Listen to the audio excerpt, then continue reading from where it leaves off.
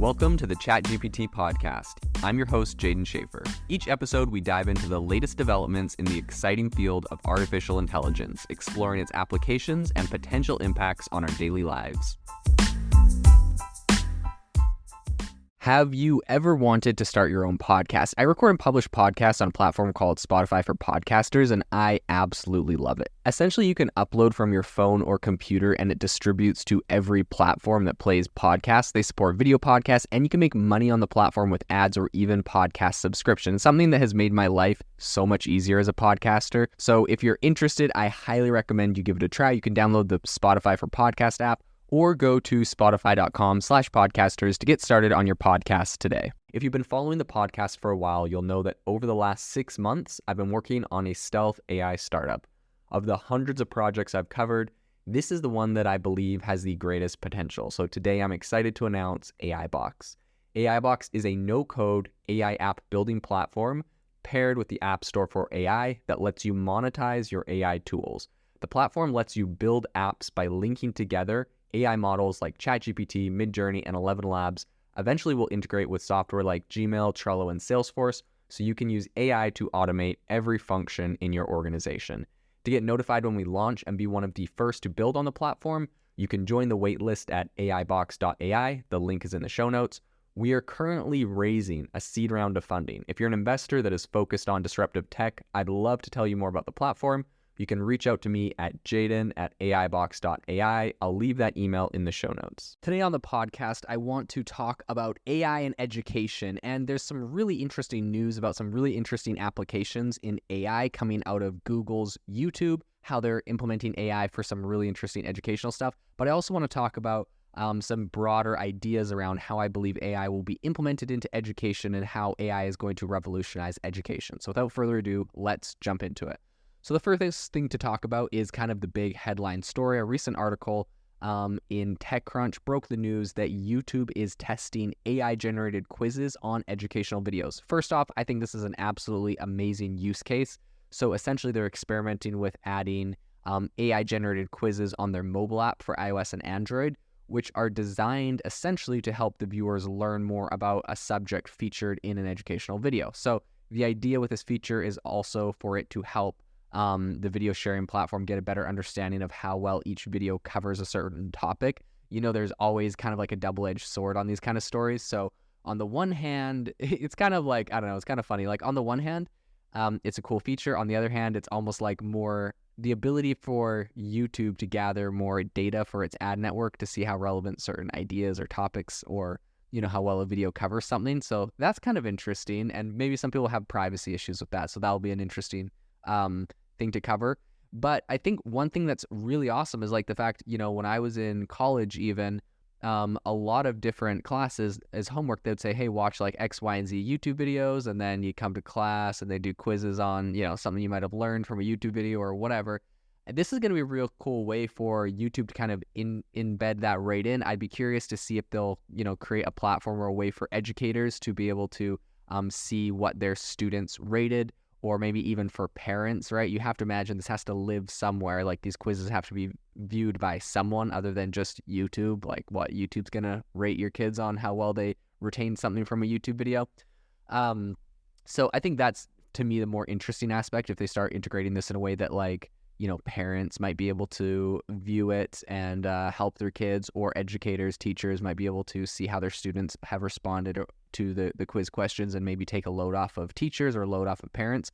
But overall, I think this is a really cool concept. Essentially, the AI-generated quizzes were recently noted on their experiments page yesterday, but they're going to be rolling out globally to a relatively small percentage of users that watch a quote-unquote a few educational videos. And so the quiz feature is only available for different, just for a handful of portions of the English language content that is going to be there. And that's going to appear on the home feed as links under recently watched videos. So I think what's interesting is the fact that not all of YouTube's experiments actually end up making it onto the platform. So they have said, right, this is an experiment. This isn't necessarily like an instant rollout of a platform-wide feature. So because of that, I do think it's going to be something to watch and see if this is actually something that, sticks around, if this is something that is going to be permanent on the platform, or if this is one of the many things that is going to end up on the Google Graveyard Twitter account. So I think we're not really sure exactly at the moment how many people are going to be seeing this, especially if they're, not in school. And also, we're not sure how many people are going to be wanting to take these quizzes while you might be, scrolling through YouTube, especially if you're not in school, like I said, because if you're not a student, so I think it's going to be interesting to see how this is rolled out, because if this is just like a thing where it's like, oh, students, test your retention of this like thing, like I think you're going to get a relatively small amount of people that actually want to just like voluntarily participate, aka fill out a survey or just more ad revenue or ad data for YouTube. So I think if that's their implementation and their angle with this, it'll be pretty dumb. If they're able to make this a really useful tool with schools, which there is precedent that they might be moving in that direction. So I do have hope for it. And if that's the case, I think this will be, really powerful, really cool tool. YouTube does, though, have a really long established kind of history as a destination for people to learn things, right?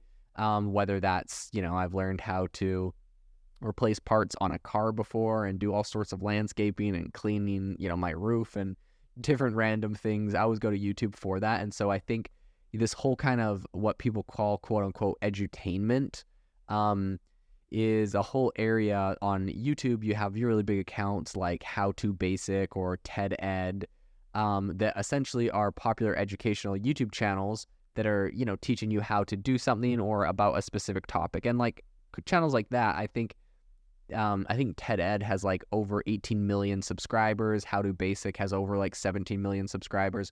So these are really large audiences. These are like a lot of people are very interested in education on YouTube. There's probably like 10,000 really super popular, successful educational channels on YouTube. I don't even know them all. I'm always excited when I find a new one. I watch a lot of random like engineering channels on YouTube where they build cool little robotics or toys. I watch that with my son to try to, get him interested in engineering and building things. And so I think this is really definitely a very big space. I think it's this big demographic on YouTube. And so I think in addition, like I mentioned earlier with, when I was in college, a lot of our teachers were using YouTube for homework or for other things, finding a video and having us watch it and then do quizzes on it. I think a lot of teachers go to YouTube to create educational content or to discover like new videos they can share to add extra perspective on a specific topic. And I know from my own experience, I've seen, both cases. When I taught at university, I would often upload content to YouTube, send it out to the students. Sometimes I just keep it as a private video, right? Or sometimes it'd be public. And I would have, students watch that and use that for whatever our next, section or whatever our next topic that we were studying would be. So I think for that, and for people that genuinely want to learn more about a topic, the new quiz feature could be an effective way to gain a little bit of a deeper insight into the material. And there is precedent for, in my opinion, YouTube going in the right direction with this and partnering with educators, because just recently, a little bit earlier this year, YouTube actually partnered with Crash Course, which is a popular YouTube channel. It's got like 1.6 billion views. I think it's got almost 50 million subs. It's run by John and Hank Green.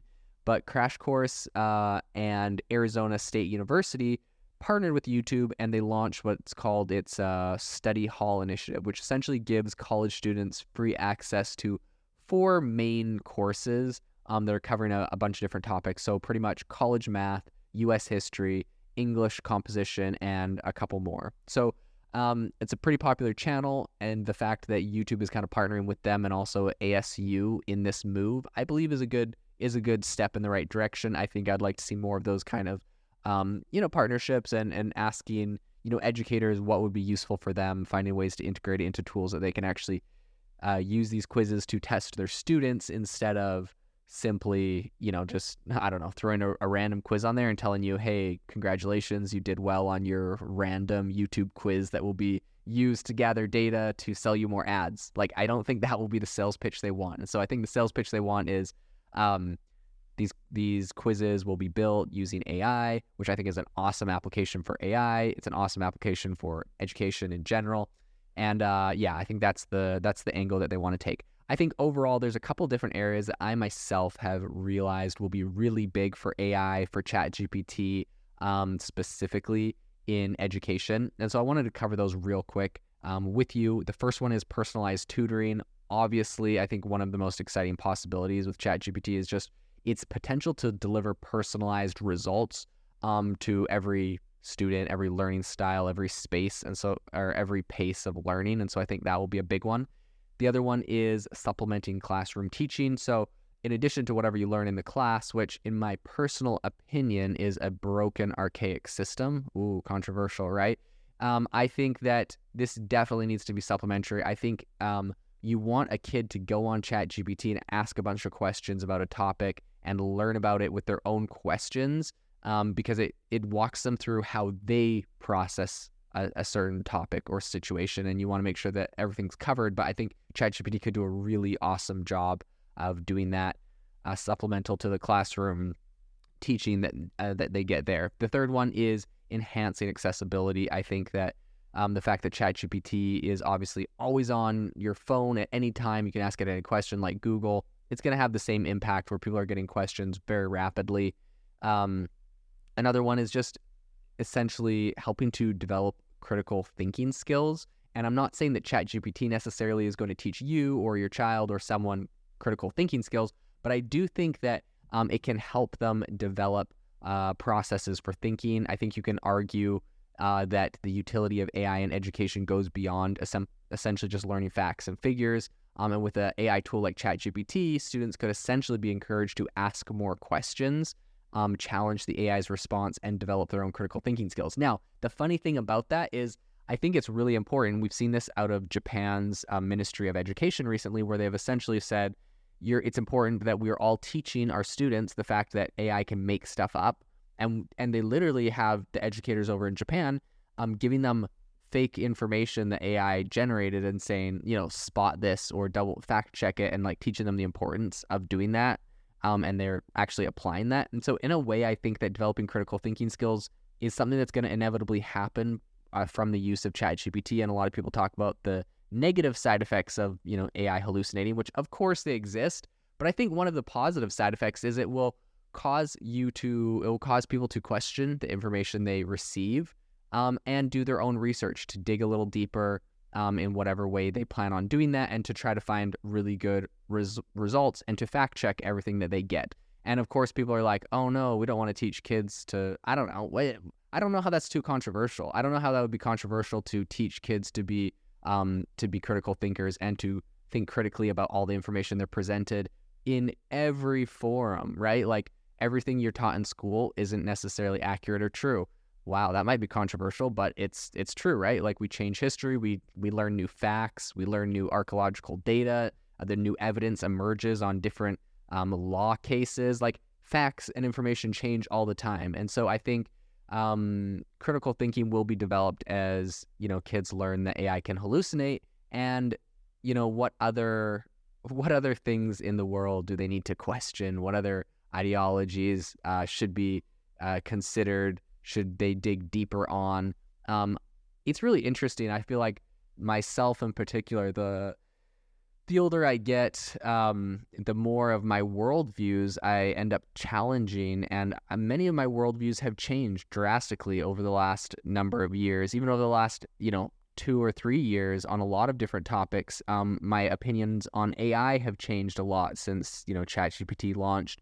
And even over the last few months with the new data, new information, I have new concerns about AI, new thoughts about AI, how it's getting implemented. And I think a lot of that is just developed critical thinking.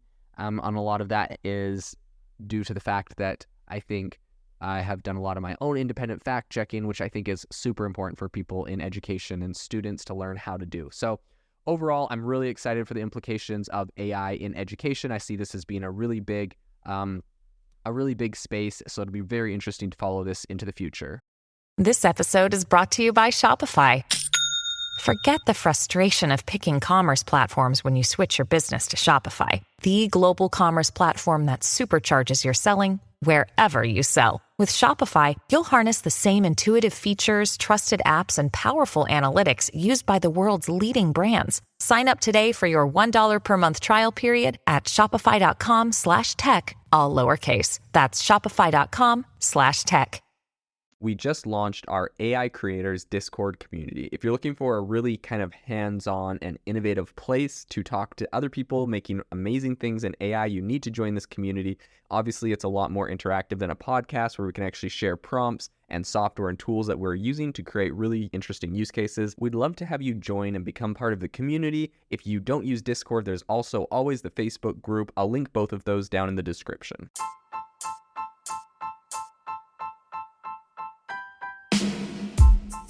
You've been listening to the ChatGPT podcast. Make sure to rate us wherever you listen to your podcasts and have a fantastic week.